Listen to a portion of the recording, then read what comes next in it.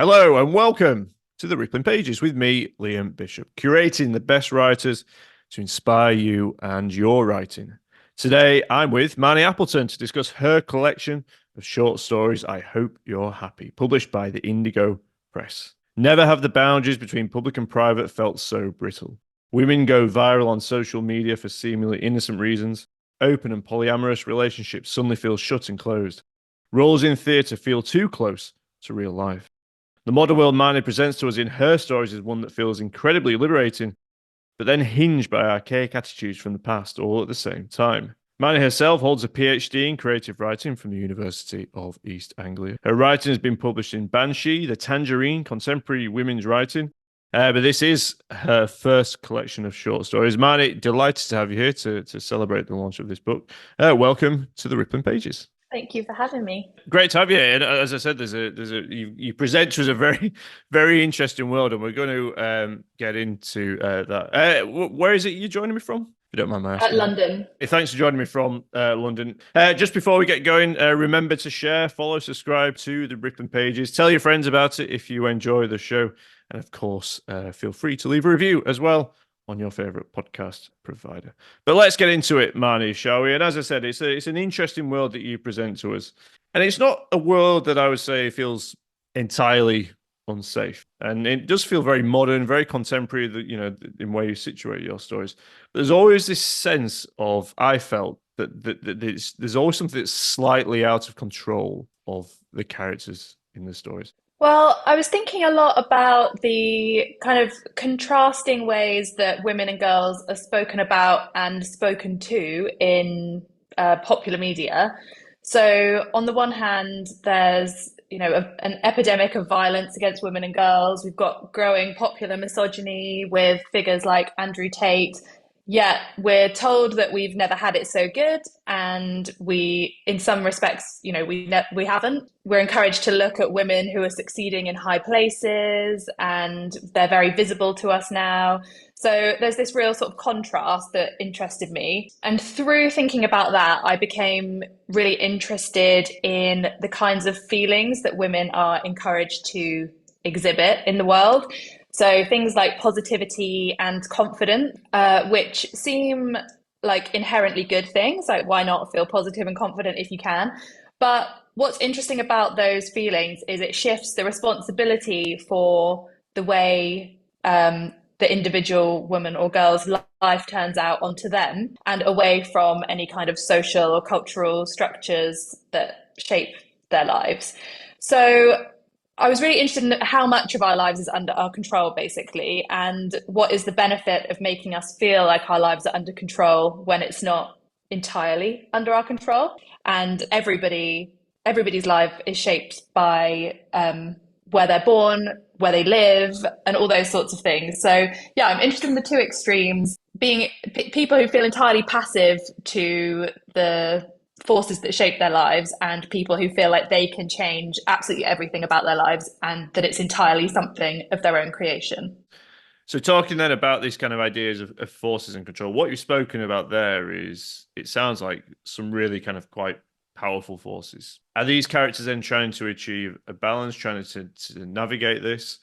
How did you set out to plot these characters' journeys within these kind of big themes? The characters all have differing levels of the sense of how much control they have over their own lives. And I've been very interested in social media influencers and celebrity culture for this reason, who aren't necessarily the day-to-day, like people living their ordinary lives, but they are, that they have a sense of how they're perceived in the world.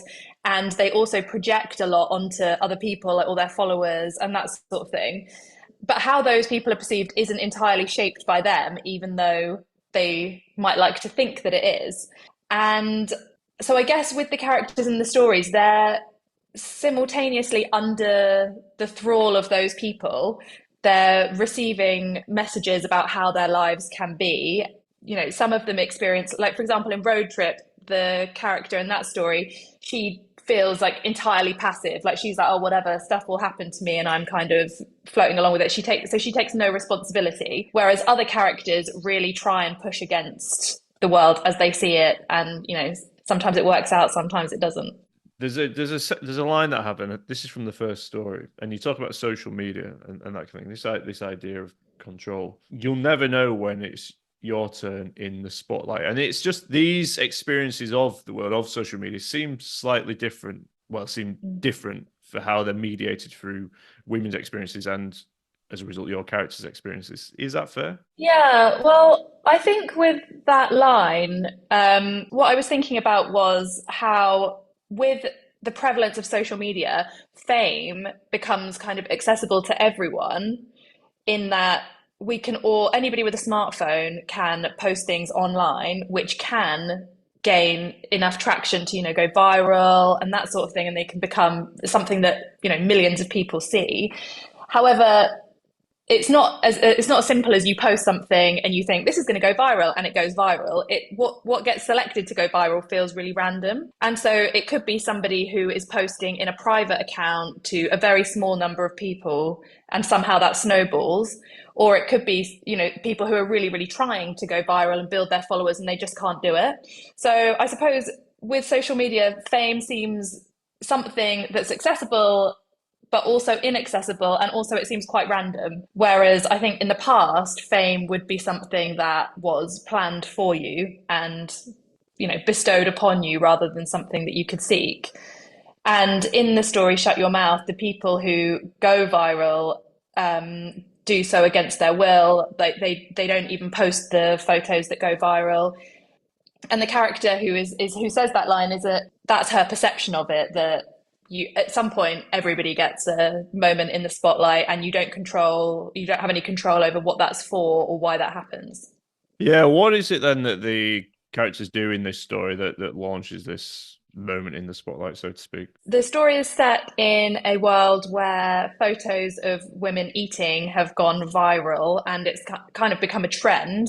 And this group of older women have had photos taken of them without their consent while they've been enjoying a meal together. And because they're enjoying the meal so much, the photos are great, and it's got lots of great food in it. The women try and take the restaurant to court for allowing the photos to be taken of them against their will, and that kind of sparks a backlash against them, because the people who enjoyed the photos feel like they're being taken away from them unfairly, because once they've entered the public realm, they feel like they're their photos to enjoy. The story is called Shut Your Mouth, and if I love the title of the story, because it's the first story, and it's this very very bold title. It's got so much force in it. It's got so much like vigor in it, and I wonder then, just in relation to this story, who, and considering what happens to the women, who is it that needs to shut their mouth? Well, I think with the title, I quite like titles that can be read in more than one way. Hence, the overall title for the collection, I Hope You're Happy, appealed to me because it's something that sort of can be read in a positive way and a negative way and that sort of thing. And I think with Shut Your Mouth, I felt like it was powerful because it's sort of like a throwaway comment sometimes, like something you might say among friends, but it also feels like quite a forceful criticism, like shut your mouth, basically, don't stop talking. And I think with the older women who are essentially told to shut their mouths and stop complaining, so that's what they're being told. And what's interesting about them is that because they're people who in their day-to-day lives, they do have a degree of power. Like the woman who says the line about her moment in the spotlight is an older businesswoman, and she is an authoritative figure to the young girl who is the narrator of the story. But she sees her reduced by social media to being silenced. I think throughout the story, just in various situations, it gradually builds. So from these photos, it builds to women and girls choosing to hide their mouths because of the effect of this trend. And that idea came to me from just thinking about the way things shift and morph as they become trends on social media. Like, you think sometimes something is seen as positive and then something happens to it and then it becomes something that there's a backlash to, and things just morph and take on different meanings as they're shared in different contexts. I mean, you only have to look at the contents of your stories to perhaps see where these stories are going, and they have these really kind of snappy titles, and indeed the title of the collection, I Hope You're Happy, which you capitalize within the text as well, which I was delighted to see. Yeah, there's always this question of how and if we can balance our public and private selves.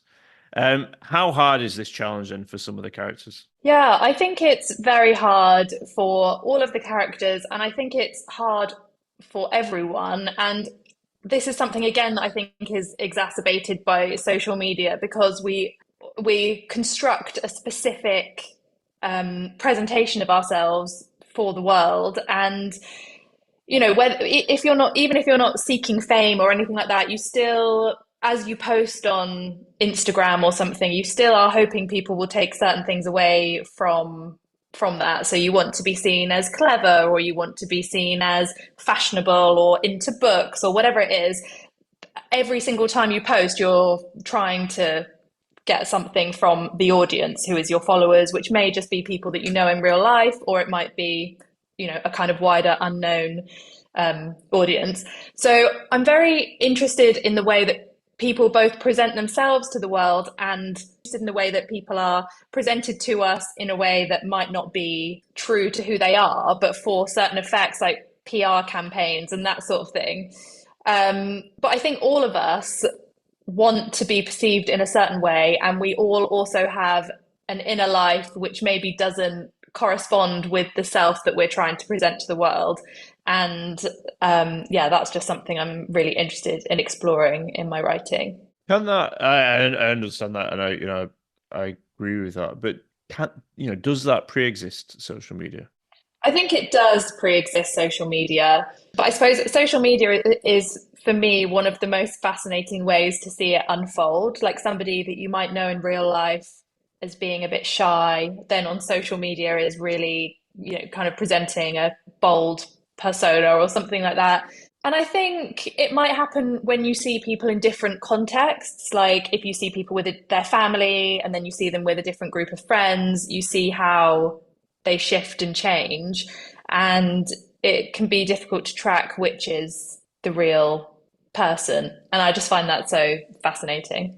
What does that tell you then as a writer? I guess why as a writer write about this? What fascination does it hold for the writer as opposed to the sociologist or the filmmaker, for argument's sake? We can all post reels and make films of ourselves, but what fascination does it hold to the writer in terms of writing about this phenomenon? I think it provides a lot of creative opportunities. So in the collection, I write a lot about, or I've got a couple of stories in there about theatre, and there's only really one story that's explicitly about social media. But in all of those stories, that some of the characters are complete enigmas, because you don't see from their perspective, you don't see their thoughts. You have like a character who's observing them and trying to understand them. And I think that's really interesting, to have a perception from the point of view of a character, but then the reader themselves looking at it might notice different, or hopefully will notice different things that the character doesn't. And that just reflects what it's like to go through the world, but in a more creative way. I don't know if you just want to talk a little bit then about theatre and the two stories that speak, because you do talk about theatre quite differently, I would say, in those two stories. Yeah, so the first story, which is called Cowboy Superhero Spaceman Monster, is about someone who's working on an immersive theatre production. And she's one of the characters, I would say, who's very much like, oh, life happens to me and I just go with it. She sort of feels like she doesn't have any agency. So she gets swept up in this performance, and her life starts to mirror things that happen in the performance, and the boundaries become very blurred at the end. And then the other story is about which is called Intimacy, a bartender who works at a theatre where a mysterious production is taking place. And she's also an actress, so she gets an audition for this production, and then things start to get a bit weird. And she realizes that lots of other people she knows have also been called in for the audition. I think with that one, I was more thinking about how it can feel as though women in the public eye get a brief moment, and it's very difficult to stay being relevant, stay being the new thing, stay interesting in a way that I don't think it has been for men. Although obviously another character who in the world who I find super interesting is Taylor Swift, who is one of the epigraphs to my collection as well. But she is somebody who has managed to keep reinventing herself to stay relevant. But I think what's so fascinating about that is she has had to reinvent herself. She can't just stay as she is, bringing out like presenting in the same way. She's had to present in very different ways, and without that, and without all the the PR crises and all that sort of thing, would she still be relevant, and would we still be interested in her even if she was bringing out really good music? I don't really know. I tell you what, we are going to have a quick break on the Rippling pages. Do come back, though. We're going to be talking more about I Hope You're Happy by Marni Appleton with Marni Appleton. If I opened a bookshop, it would look like the Rippling Pages podcast. And if you enjoyed today's episode, like the sound of Marni's book, you can buy Marni's book at the Rippling Pages bookshop. Now, it's not a real bookshop, it's an online bookshop hosted by bookshop.org.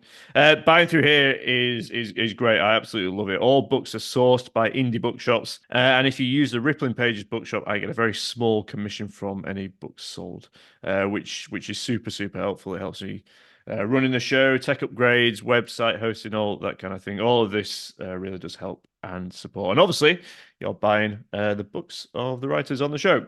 So there's a link in the show notes to the Rippling Pages bookshop, and you'll be able to see Marni's book there on after the show. Okay, we're going to get back into it. I will see you soon. These characters live, different lives, or there seems to be a sense that they live different lives. There's a really fantastic, brilliant sentence that I've picked out, and I love it because it just for the story Chastity, the way that you write about the relationship that the main character Harry has with her partner, and then this colleague at work, and he just gives a clue to that in the I think it's on the opening page of the story. Some people stayed for more drinks after they closed, but before long they began yawning and saying their goodbyes, heading off to catch night buses or meet up with others, continue the night's adventures. And it's that idea of night's adventures. There are, people don't go home and shut the doors and draw the curtains. There are other things going on within the world. There's lives beyond what we see. Yeah, I think so. And I think that's something that I'm always trying to think about, that none of our choices and none of the things that happen to us occur in a vacuum. So all of the choices that Harry makes throughout that story in particular are shaped by the expectations placed on her by the world at large. And she's not being literally forced into anything. Everything that she does is a choice that she makes, and she makes relatively considered choices, I think. But it's undeniable that she lives in a world where money is very important, like wealth is very important, as it is to everyone, having access to money, and a world in which a monogamous marriage, is something that is like an unspoken directive that her life is heading towards. And I think that is the case for pretty much all women, especially, straight women, that's expected, that's what you want. Because I think a story, like a social media account, it's one person, it's all very focused on one person. And I think all of us in our lives are very focused on one person, which is ourselves, because you have to be, even if you're the most generous person and you're giving all your time for lots of different causes, you still have to think about what you're going to eat, what you're going to wear, and all that sort of thing. However, all of those things happen inside these grander systems, and it's undeniable that those impact on the choices that we make in our day-to-day life, even if it is just about what we're going to wear. The focus in these stories isn't men, but I just wondered then if you could just tell us then about some of the choices that you made in writing about the men that are in these stories, because your way that you write about Fred, for instance, I found really interesting some of the verbs that you use to describe it, and in particular how you describe sort of the way he is with Harry. I was quite conscious of not wanting to center the men in the stories too much, but equally not wanting them all to be terrible because, I don't think that's what the world is like. I think even though we do live in a patriarchy and everything is favors men in lots of situations, it's not the case that individual men themselves are horrible. And especially the kinds of men that these characters would choose to be in relationships with, and they do have a choice on who to be in a relationship with. And I think that the reasons that Harry chooses Fred as a partner are because he makes her feel safe in some ways that she didn't have growing up and that she really values highly. However, the reason that she wants to explore something else with the colleague is because he's not fulfilling her in every way she would like to be fulfilled, shall we say. But I think that's the case in any relationship. Like, I think nobody fulfills everything for everyone. In a way, that's why I think polyamorous, or one of the reasons why polyamorous relationships have been so interesting for me to write about. Just to think about if women are really going to try and get everything that they want and try and live this ideal life, I'm not sure that that would necessarily only involve one partner. Fred represents Harry going down like a well-worn path, like where everything that she is expected to want, she can get. And that's a very safe path. And that is in part why it appeals to her. However, something being that predictable is also simultaneously what doesn't appeal to her about it. So she's got this push and pull of you can get everything that you want, and then she's thinking, but what if I want something else? And I don't know what that is, but maybe there is something else, and I just want to break out of this particular route that seems preordained for me, even though it's something that she's gone after when she's there faced with it in its reality. She's going, what if there's more, I guess, which is a very, a very common feeling amongst all people, I think.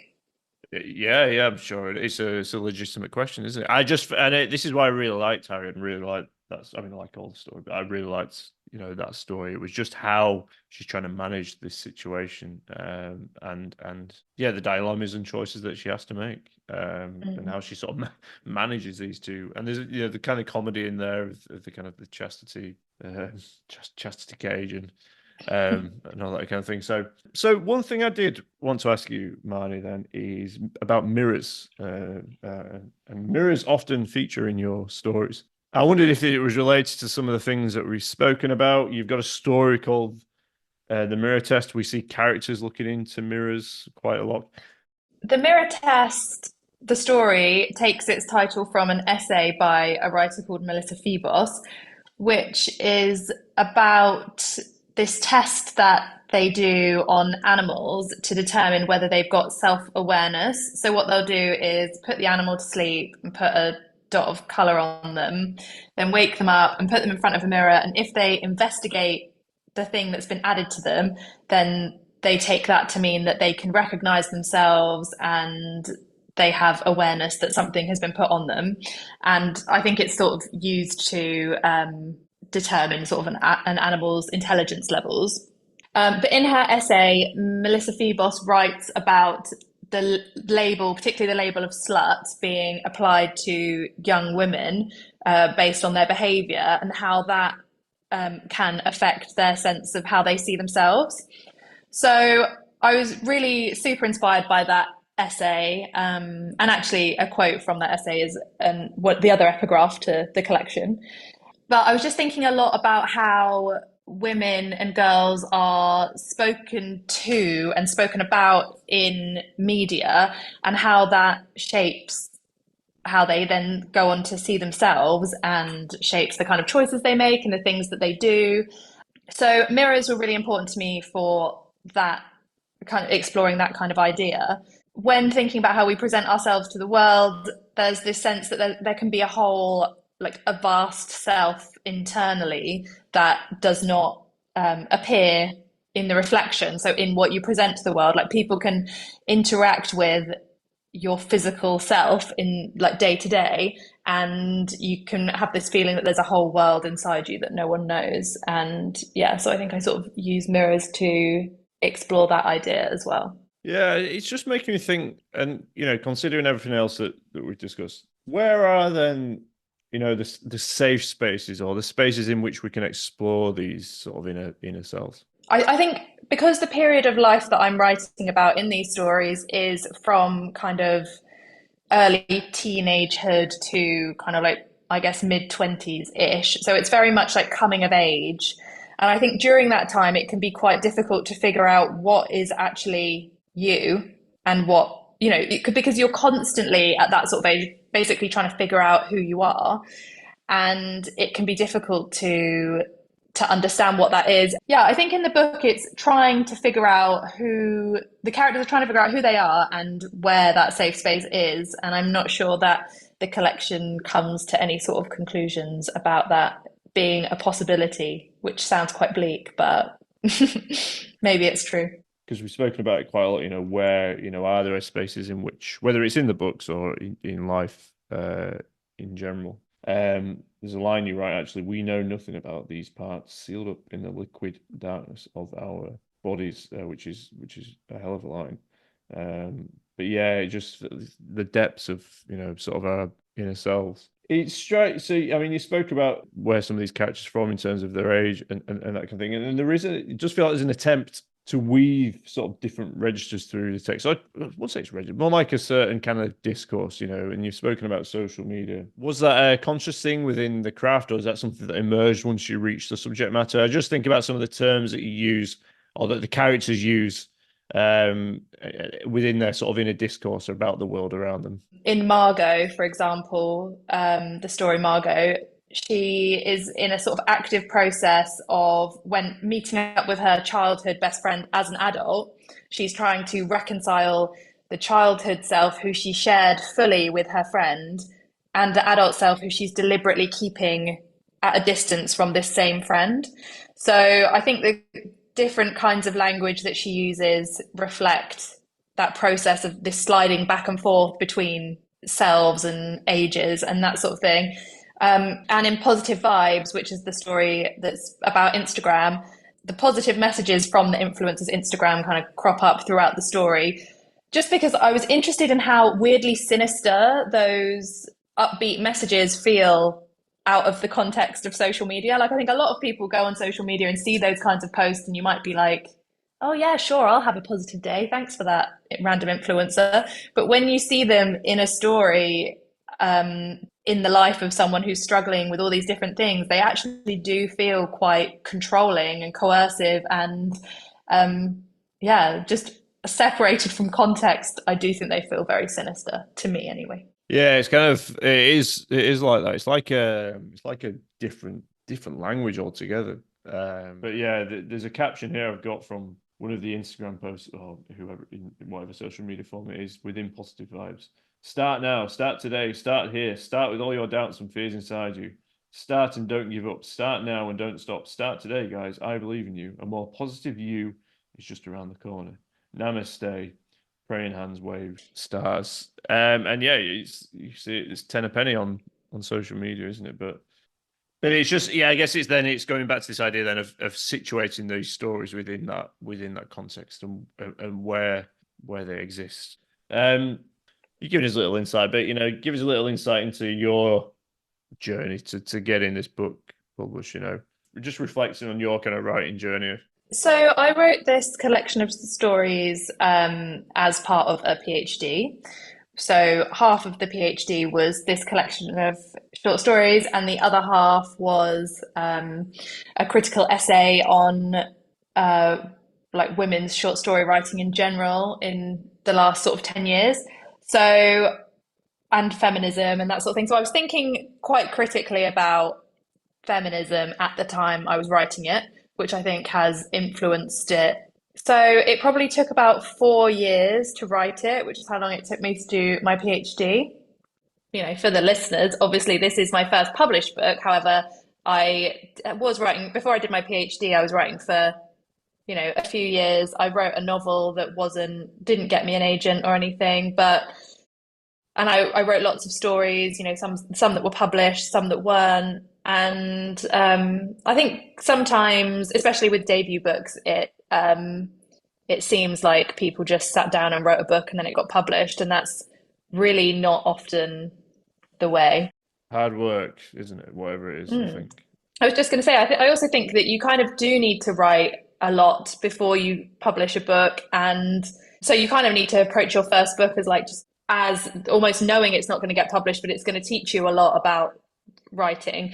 Because now I Mm. think I'm so much better of a writer than I was when I wrote my first novel, which I finished when I was like 23 or something. I thought it was amazing. And then you go back to it and you're like, it's not bad, but it's just that I've learned so much more now through the process of writing something to completion, like spending a lot of time, years on projects and being like, yeah, it's a lot more than just sort of sitting down and writing X number of words. There's a lot of revision, a lot of research, yeah, a lot of hard work, I guess, like you're saying. I think I initially thought, if you write a book, it will get published, and then you sort of realize that actually no, you have to write a good book. It's not enough to kind of just write. You can't just, it's because it is hard. Like as you're doing it, you're like, God, it's really hard to get to the end of this, writing this huge thing, and it is. So you kind of at the end you're like, right, well, it should get published now, and then or maybe Yeah. just me and like my youthful naivety, but then yeah, and then you realize that actually it's harder than you thought. You have to climb another mountain. Well, top tip for Rippling Pages listeners: don't just write a book, write a good book, and you'll increase your chances of being published. Well, you've written a good book, Marnie, and it's called I Oh, Hope You're Happy. It's out now, and it's published by Indigo Press. But for now, Marnie, it's been an absolute pleasure to have you on the show. Thank you very much for joining me on the Rippling Pages. thank you for having me.